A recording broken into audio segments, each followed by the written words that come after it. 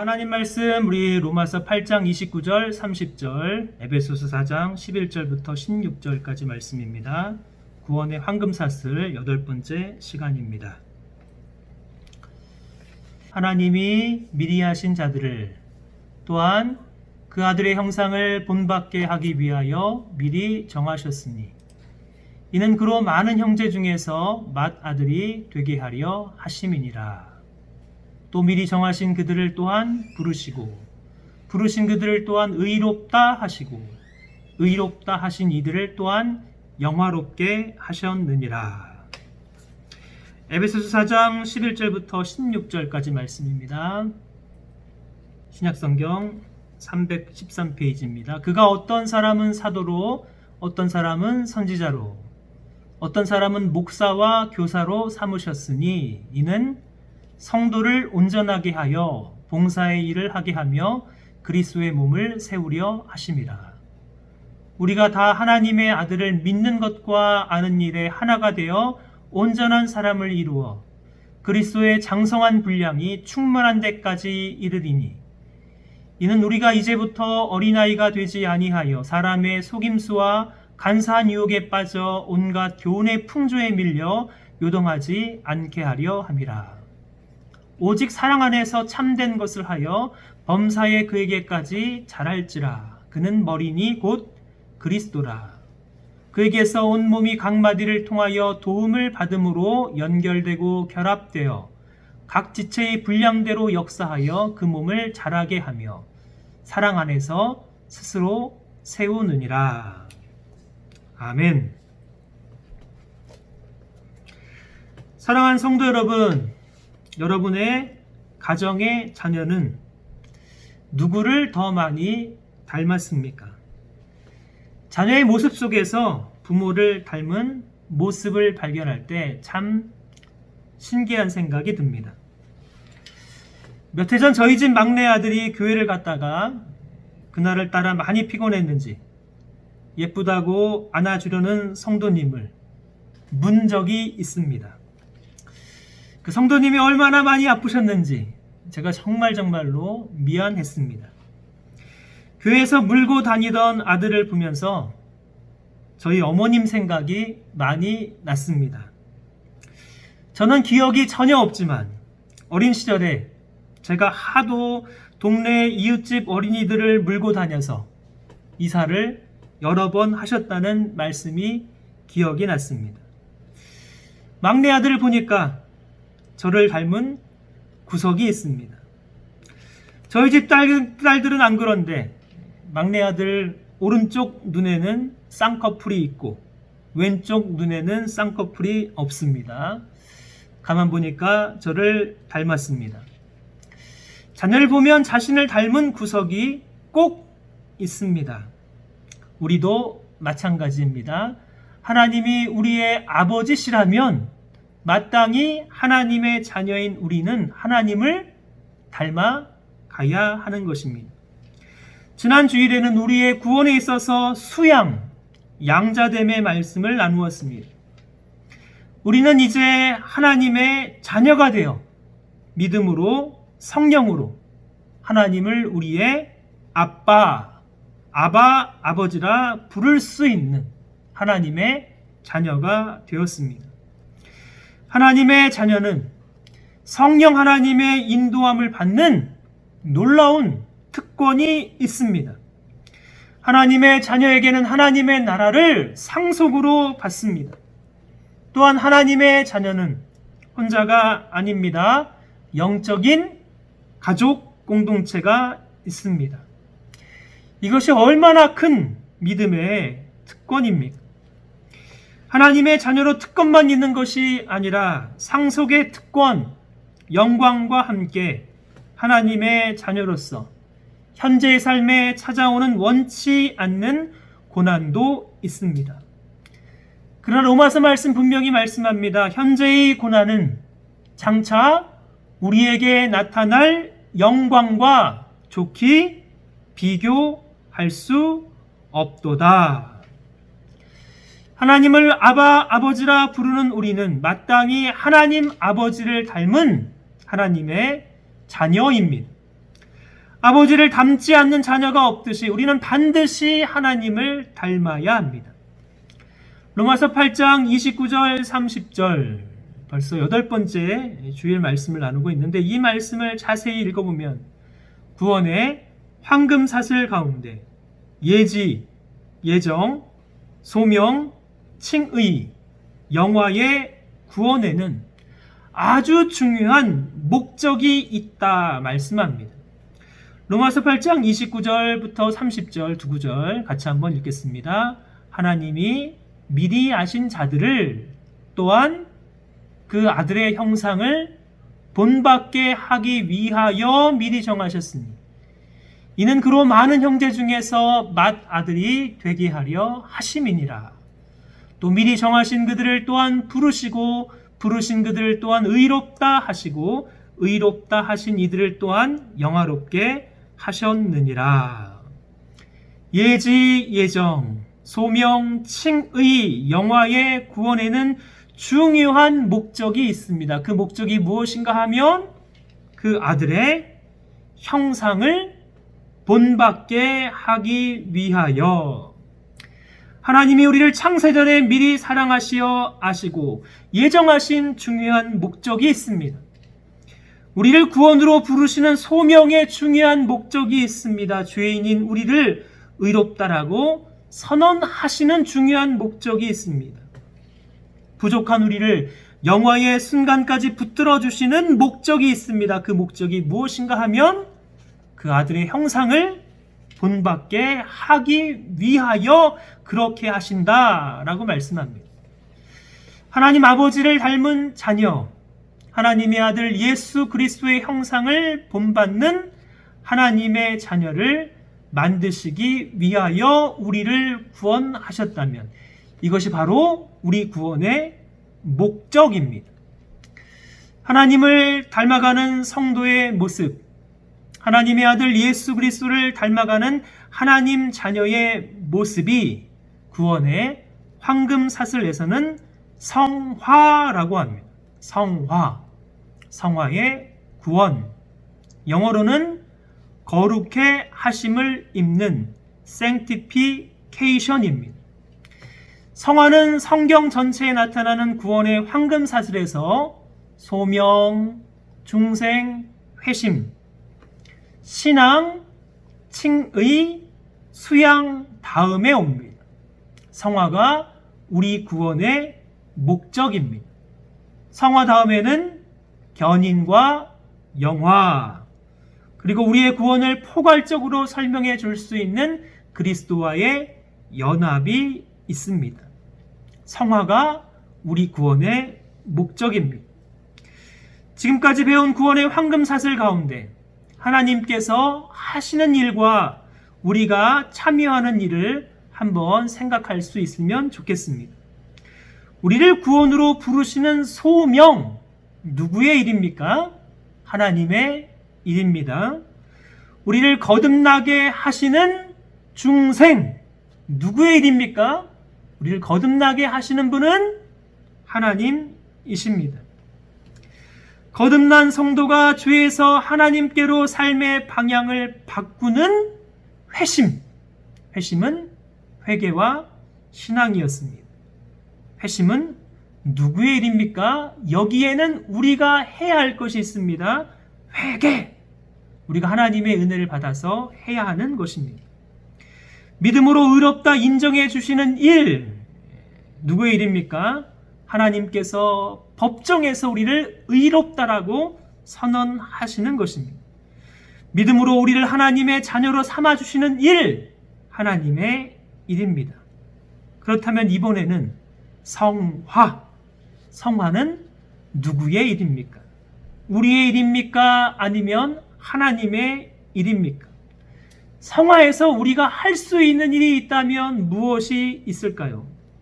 오늘의 본문 말씀 에베소서 4장 11절 16절 말씀을 생각하기 전에 먼저 빌립보서 1장 6절 말씀과 빌립보서 2장 12절 말씀을 비교하기를 원합니다.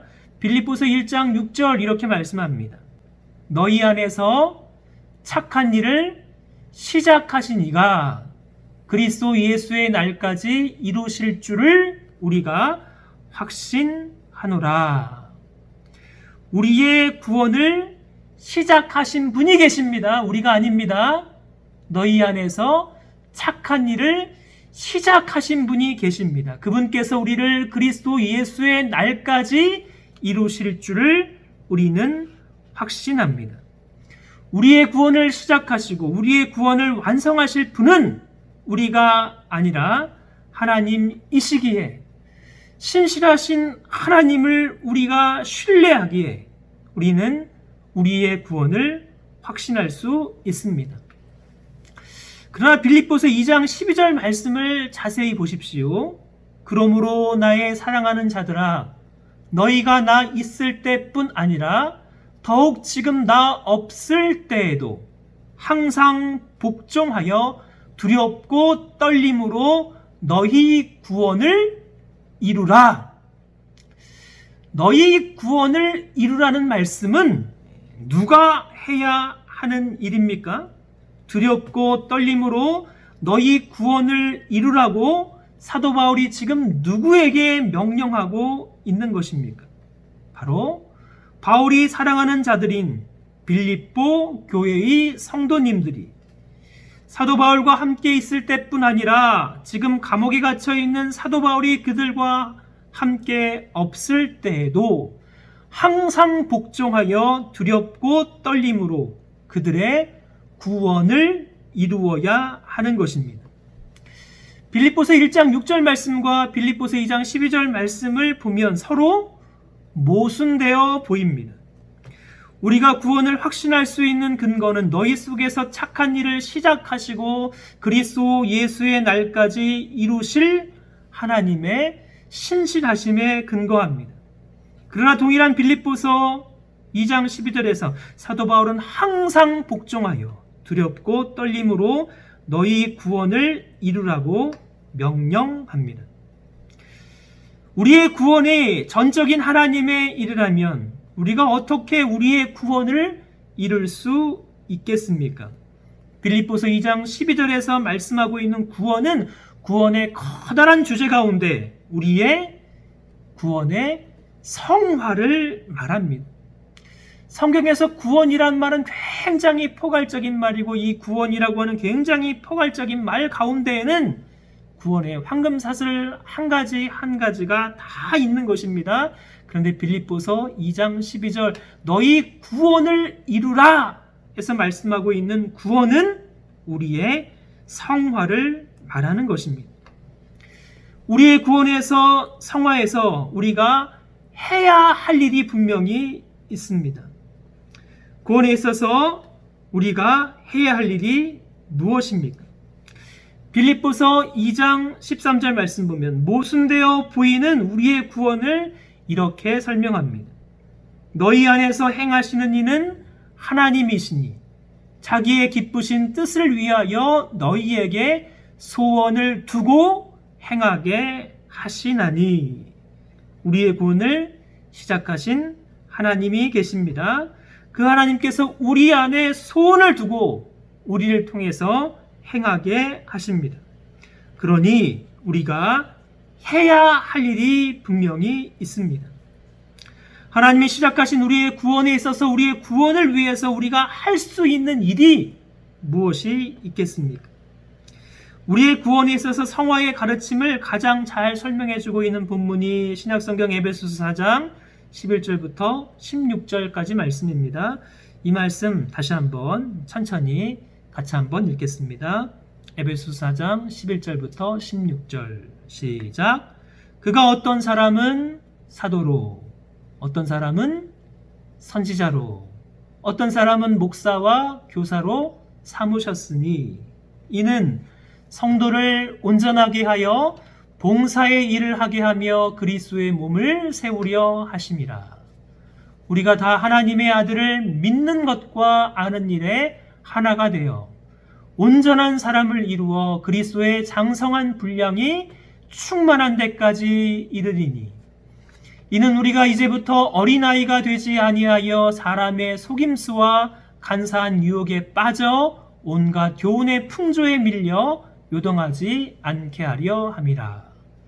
오직 사랑 안에서 참된 것을 하여 범사에 그에게까지 자랄지라. 그는 머리니 곧 그리스도라. 그에게서 온 몸이 각 마디를 통하여 도움을 받음으로 연결되고 결합되어 각 지체의 분량대로 역사하여 그 몸을 자라게 하며 사랑 안에서 스스로 세우느니라. 이 말씀을 자세히 보면 짧은 질문 4가지 정도 질문 드리겠습니다. 한번 생각해 보십시오. 하나님께서 교회에 사역자를 세워주신 목적이 있습니다. 왜 하나님께서 교회에 사역자를 주셨겠습니까? 12절 말씀 보면 이는 성도를 온전하게 하여 봉사의 일을 하게 하며 그리스도의 몸을 세우기 위하여 하나님께서 어떤 사람에게는 사도, 선지자, 목사와 교사로 세우신 것입니다. 두 번째 질문. 우리의 구원에 있어서 우리가 이룰 수 있는 부분이 무엇이겠습니까? 에베소서 4장 13절 상반절 말씀 보면 우리가 해야 할 일이 있습니다. 하나님의 아들을 믿는 것과 아는 일에 하나가 되어 온전한 사람을 이루는 것. 이것이 바로 우리가 해야 할 일입니다. 세 번째, 우리의 구원에 있어서 성화의 목표는 어디까지입니까? 어느 수준까지 자라가야 하는 것입니까? 그리스도의 장성한 분량이 충만한 데까지 이르는 것. 범사에 그에게까지 자라가는 것. 네 번째 질문. 구원을 받은 성도는 여전히 영적인 어린아이 수준에 머물 수 있겠습니까? 있습니다. 그렇다면 지금 현재 우리의 성화의 수준은 어느 정도이겠습니까?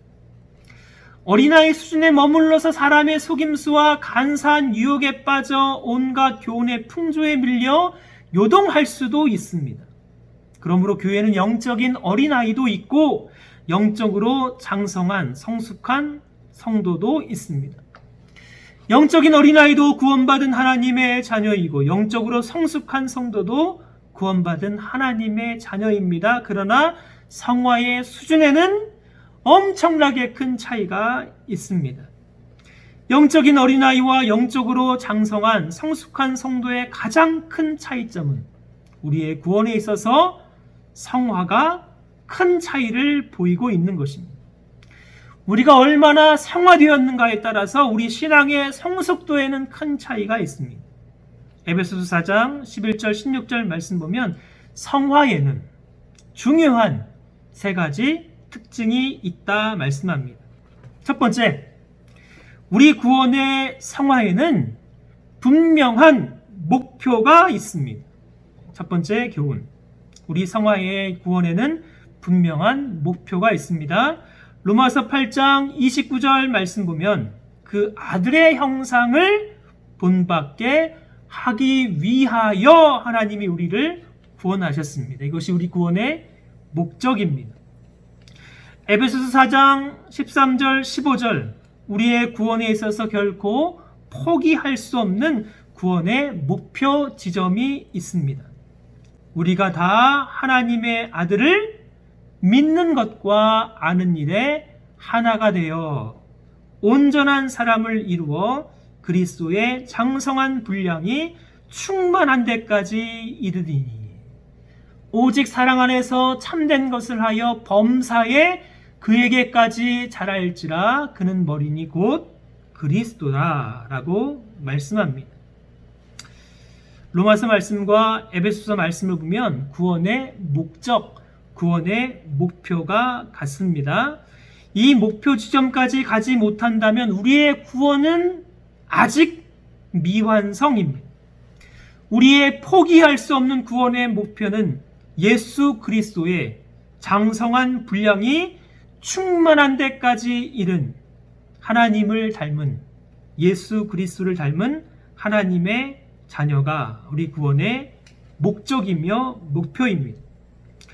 이 말씀에서 성화에 연관된 중요한 단어가 있습니다. 바로 온전이라는 단어입니다.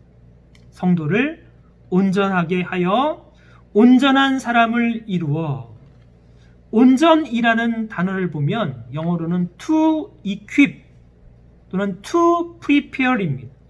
성도를 준비시키고 성도를 훈련하는 것입니다.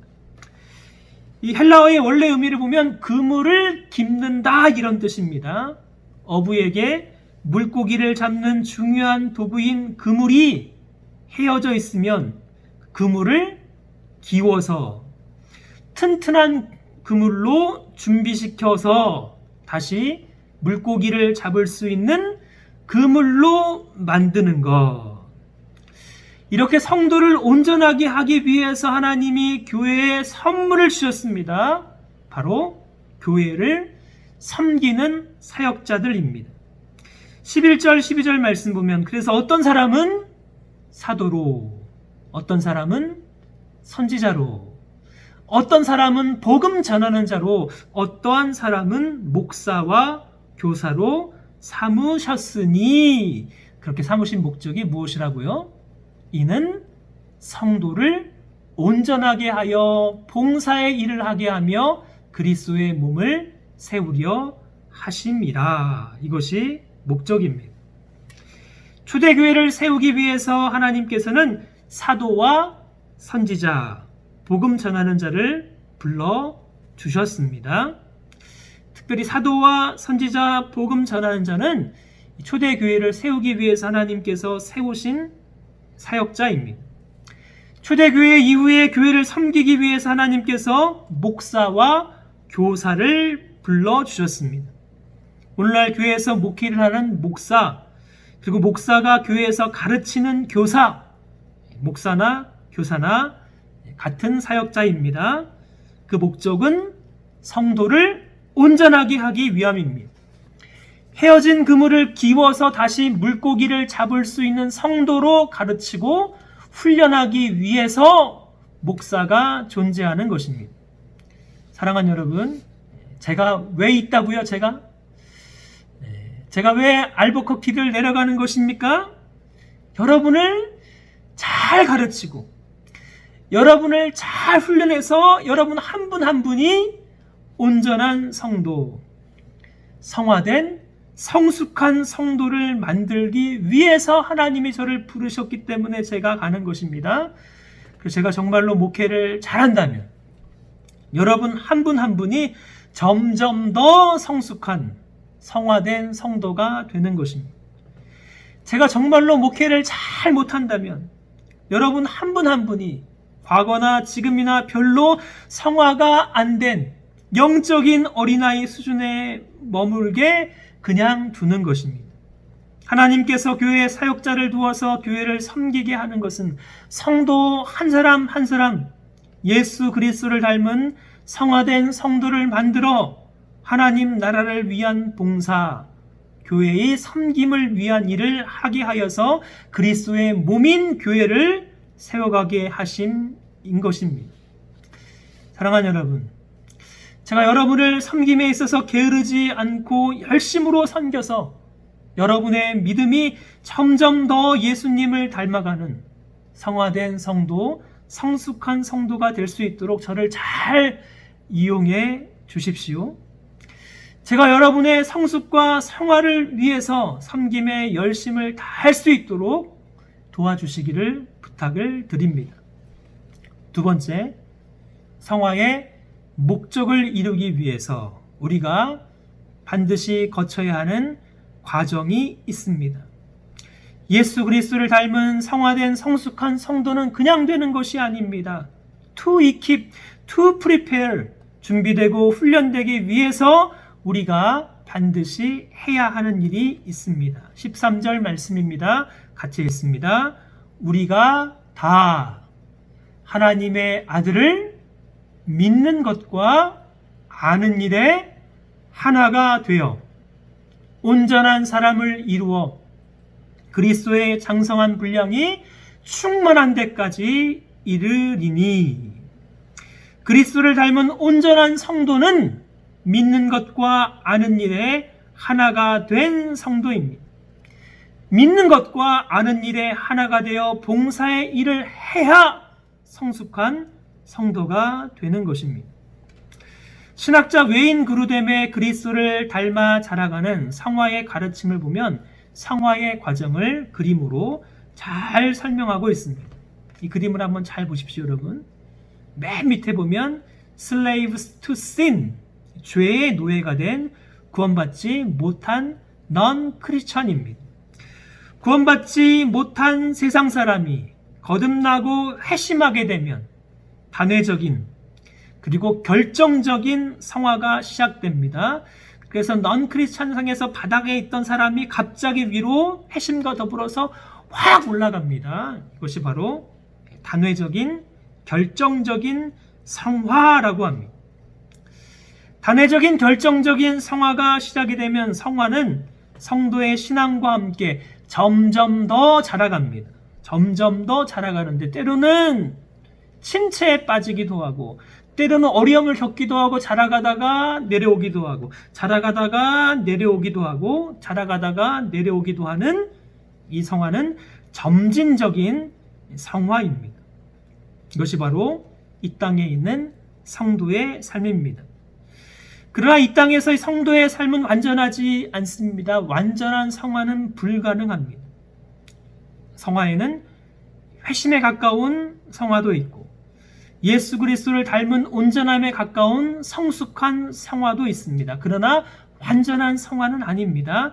이 땅에서 죽음을 경험한 다음에는 구원의 최종 단계인 영화에 이를 때 우리의 성화, 우리의 구원도 완성이 됩니다. 그러기에 3번을 보면 이 땅의 삶을 마무리할 때 퍼펙트 홀리니스, 완전한 성화의 단계로 들어가는 것입니다. 그러므로 성화에도 단회적인 결정적인 성화, 그리고 점진적인 성화, 그리고 완전한 성화의 과정이 있습니다. 우리가 어떻게 하면 점진적인 성화와 완전한 성화에 이룰 수 있는 성도다운 성도가 되겠습니까? 지금도 인터넷을 검색해 보면 미국의 가장 위대한 신학자, 철학자, 목회자인 조나단 에드워드의 70가지 결심문을 쉽게 찾을 수 있습니다. 1721년 18살의 나이에 하나님과 깊은 영적인 만남에 회심을 경험한 이후에 조나단 에드워드는 일평생 하나님 앞에 경건하게 살고 싶은 마음의 소원을 평생에 지킬 70가지 결심문으로 작성을 했습니다. 그리고 일생을 그 70가지 결심문을 스스로 지키면서 하나님 앞에 거룩하게 살고 싶었습니다. 하나님 앞에서 결심하며 마음의 소원을 가지고 살아가는 성도다운 삶을 살아가는 신앙인과 반대로 되는 대로 살아가는 신앙이 내는 커다란 차이가 있습니다. 이 70가지 제가 나중에 좀 파일로 보내드릴 텐데요. 그 중에 첫 번째, 두 번째, 세 번째 결심문만 한번 소개하면 좋겠습니다. 결심문, 첫 번째 결심문 전에 이렇게 결심문이 시작됩니다. 나는 하나님의 도움이 없이는 아무것도 할 수 없음을 알기 때문에 이 결심문이 하나님의 뜻에 일치하는 한 그리스도를 위해 하나님의 은혜로 내가 이것을 지킬 수 있도록 내게 능력 주시기를 겸손하게 하나님께 간청합니다. 잊지 말고 매주 한 번씩 이 결심문을 읽자. 첫 번째 결심문, 전생애 동안에 최우선적으로 힘쓴 일, 나의 전생애 동안 하나님의 영광과 내 자신의 행복과 유익과 기쁨에 최상의 도움이 되는 것이면 무엇이든지 하자. 지금 당장이든지 아니면 지금부터 수많은 세월이 지나가든지 간에 시간은 전혀 고려하지 말자. 내가 부딪히게 될 어려움이 무엇이든지 간에 또한 그 어려움이 아무리 많고 아무리 크다 할지라도 그렇게 하자. 두 번째 결심, 하나님의 영광을 위해 살기 위한 수단과 방법을 찾음에 대하여 위에서 언급한 상황을 잘 지키기 위해 도움을 주는 어떤 새로운 수단이나 방법을 찾기 위해서 계속적으로 노력하자. 세 번째 결심, 결심문을 지키지 못했을 때 혹시라도 내가 넘어져서 점점 무감각해져서 이 결심문 중 어떠한 내용을 지키지 못하게 된다면 다시 제정신이 돌아왔을 때 내가 기억할 수 있는 모든 것을 회개하자. 젊은 시절 에드워드의 결심문을 대하고 읽어가면서 제 자신이 얼마나 짐승과도 같은 삶을 살았는지 깨우칠 수 있었습니다. 경건한 신앙인이 되는 것, 하나님을 닮은 거룩한 성도가 되는 것은 그냥 저절로 되는 것이 아닙니다. 하나님 말씀대로 경건한 가정을 이루는 것 그냥 되는 것이 아닙니다. 특별히 교회 공동체가 영적인 성숙으로 나아가는 것은 그냥 되는 것이 아닙니다. 또한 교회 공동체의 영적인 리더가 되어서 공동체를 이끌어가는 것, 아무런 훈련 없이, 아무런 결신 없이 그냥 되어서는 절대로 안 되는 것입니다. 영적인 리더의 자리는 군림하는 자리가 아닙니다. 하나님을 대신해서 하나님의 뜻을 이루어 드리는 영적으로 성숙한 자가 겸손하게 섬기는 자리입니다.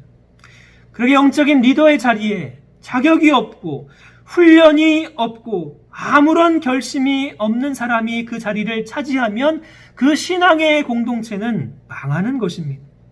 우리 교회의 집사님, 우리 교회의 장로님인 재직이, 우리 교회의 성도님 한 분 한 분이 영적으로 건강하지 못하면 우리 교회는 하나님이 기뻐하시는 교회다운 교회가 아니라 그저 한인들이 모여있는 또 다른 한인회가 될 수 있는 가능성이 큰 것입니다. 그러므로 사랑하는 성도 여러분, 여러분의 성화를 위해서 하나님의 아들을 믿는 것과 하나님의 아들을 아는 일에 하나가 되어서 여러분 자신을 열심으로 배우고 훈련하는데 여러분 자신을 하나님께 드리시겠습니까? 차근차근 8월 첫 번째 주 수요일부터 시작되는 온라인 새가족 훈련, 구약의 파노라마를 마치지 못했다면 신약의 파노라마부터 시작해서 차근차근 여러분 온전함에 이르는 성숙한 성도로 나아가기 위해서 여러분의 헤어진 그물을 기울 수 있는 기회를 여러분에게 드리고 싶습니다. 성화에는 과정이 있습니다. 성화에는 결심이 필요합니다. 성화에는 우리의 노력이 필요합니다. 세 번째, 하나님의 자녀에게 성화는 어린아이에서 온전함에 이르는 분명한 수준의 차이가 있습니다. 스스로 자신을 준비하고 훈련하지 아니하면 평생 신앙생활을 해도 그 믿음의 수준이 어린아이에 머물러 있습니다. 자신을 훈련하지 않는 성도는 성화가 거의 되지 않은 영적인 걸음마 수준에 머물러 있습니다. 4장 14절 말씀, 영적인 어린아이의 특징을 보여줍니다. 이는 우리가 이제부터 어린아이가 되지 아니하여 사람의 속임수와 간사한 유혹에 빠져 온갖 교훈의 풍조에 밀려 요동하지 않게 하려 함이라. 세상에는 잘못되고 사람을 미혹하고 유혹하는 온갖 종류의 속임수와 거짓된 가르침과 교훈의 바람이 불어옵니다. 영적인 어린아이는 무엇이 참되고 무엇이 거짓인지 분별할 수 있는 능력이 없기에 이 사람이 이렇게 가르치면 이렇게 끌려가고 저 사람이 저렇게 가르치면 저렇게 끌려가는 영향을 받아 왔다 갔다 합니다. 문제는 신앙생활을 시작한 지 10년이 되고 20년이 되고 30년이 되어도 여전히 그 수준에 머물러 있다는 것입니다. 이것이 교회의 비극이며 이것이 성도의 비극이며 이것이 목회자의 비극입니다.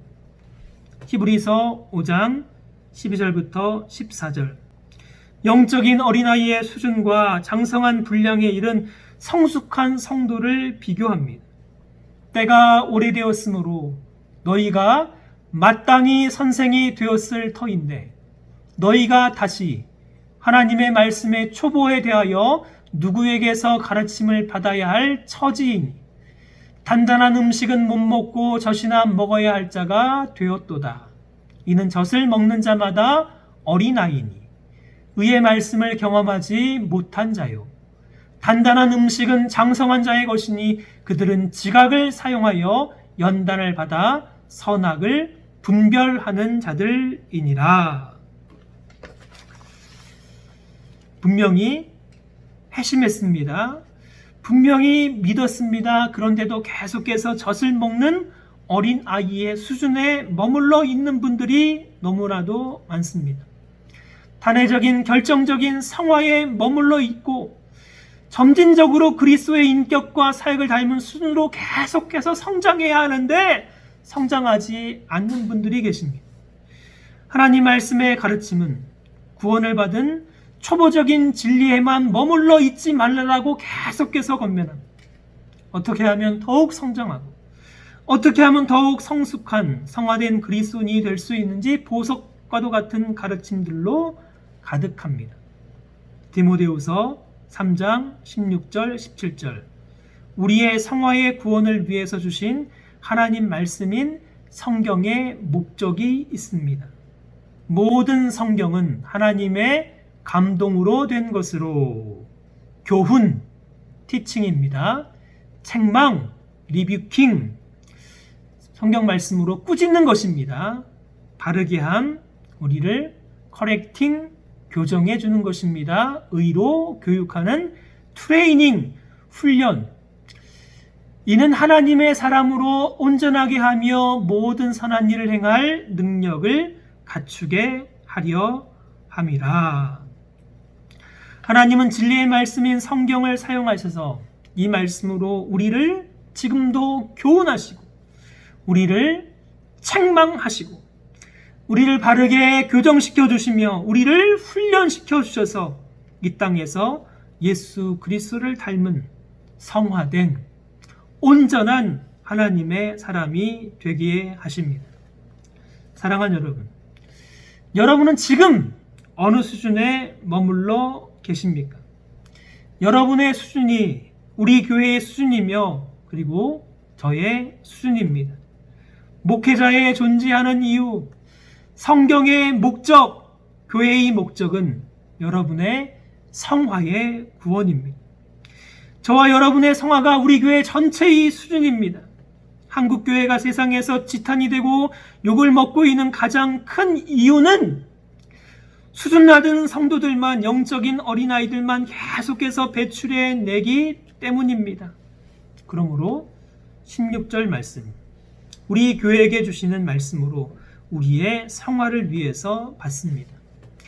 그에게서 온몸이 각 마디를 통하여 도움을 받음으로 연결되고 결합되어 각 지체의 분량대로 역사하여 그 몸을 자라게 하며 사랑 안에서 스스로 세우느니라. 성화는 혼자만의 싸움이 아닙니다. 우리는 서로 연결되고 결합되어 있는 그리스도의 몸의 지체인 영적인 가족 공동체입니다. 그러므로 우리는 한 분도 낙오되지 아니하고 함께 자라가야 합니다. 함께 성화되어야 합니다. 함께 예수 그리스도를 닮은 성숙한 성도가 되어야 하는 것입니다. 개혁주의 신앙고백서 성화에 관한 신앙고백을 보면 웨스트민스터 신앙고백서 대요리 문답 75문과 77문이 있습니다. 거룩하게 하심은 무엇인가? 그리고 칭의와 성화는 어떻게 차이가 있는가? 한번 읽어보시길 바랍니다. 마지막 우리의 구원에 있어서 성화의 결론. 19세기 영국의 존 C. 라엘 목사님, 찰스 스펄전 목사님과 동시대에 사역했던 탁월한 설교자였습니다. 성화의 구원을 홀리니스, 거룩이란 책에서 잘 설명했습니다. 마지막 슬라이드를 보면 존 C. 라엘 목사님은 성화를 이렇게 설명하고 있습니다. 성화는 모든 신자에게 책임이 있는 것이다. 만일 신자들이 거룩하지 않는다면 그 책임은 그 자신에게 있지 않는가? 만일 성도들이 성화되지 않는다면 그 잘못을 누구에게 돌리겠는가? 그 자신의 잘못이 아닌가? 성도들에게 은혜와 새마음 그리고 새로운 본성을 주신 하나님은 만일 성도들이 하나님의 영광을 위해 살지 않는다면 그에게서 모든 관용을 거두실 것이다. 거룩을 추구하는 삶, 성화의 책임, 우리가 감당해야 될 분명한 책임이 있습니다. 사랑하는 여러분, 지금보다 조금만 더 예수 그리스도를 닮아가십시오. 여러분의 일평생 구원의 목표가 한 번 얻은 구원의 수준으로 만족하지 마시고, 칭의에 머물러 있는 수준으로 만족하지 마시고, 결정적인 성화의 수준으로 만족하지 마시고, 점점 더 예수 그리스도를 닮아가는 성숙한 성도로 자라가시기를 주님의 이름으로 부탁을 드립니다.